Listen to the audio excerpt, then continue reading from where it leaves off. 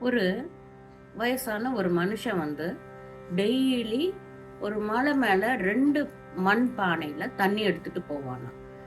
2த்துலயும் ஃபுல்லா தான் எடுத்துட்டு போறான். ஒரு பானையில வந்து லேசா ஒரு விரிசல் இருந்திருக்கு.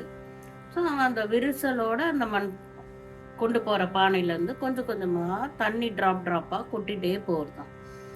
ஒரு பானையில ஃபுல்லா அப்படியே போயிட்டு இருக்கும். இது வந்து கொஞ்ச நாள் இல்ல, 2 வருஷமா ஓடிட்டே இருக்குதாம். இப்போ இந்த விரிசல் விழுந்த பானை மண்ணு கொட்டி தண்ணி கொட்டிட்டே இருக்குல்ல, அந்த பானைக்கு வந்து ரொம்ப ஒரு கில்ட்டி கான்ஷியஸ் வந்து அதுக்கு இருக்கு. நம்மளால இப்படி ஃபுல்லா போ முடியலையே, அந்த பானை ஃபுல் தண்ணி எடுத்துன்னு போறதே அப்படின்னு. அப்போ ஒரு நாள் ரொம்ப வருத்தப்பட்டு அந்த கொண்டு போற மனுஷங்கிட்ட வந்து பேசிச்சான். அந்த பானை மட்டும் நல்லா ஃபுல் தண்ணிய கொண்டு போய் குடுக்குது. என் தண்ணி வந்து அரை பானை தண்ணியோட தான் நான் வரேன். என்கிட்ட இருக்க தண்ணியெல்லாம் கீழ கொட்டி போயிடுதே அப்படின்னு சொல்லி.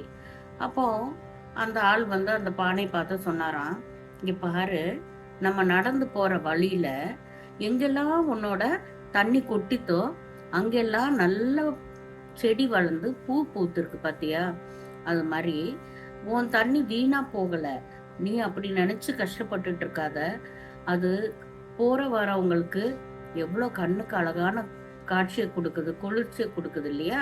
அதனால நீ அடுத்தவன மாரி இருக்கணும்னு நினைக்காதீங்க. அவன் ஒரு வகையில பயன்பட்டா, நம்ம ஒரு வகையில பயன்படுவோம்.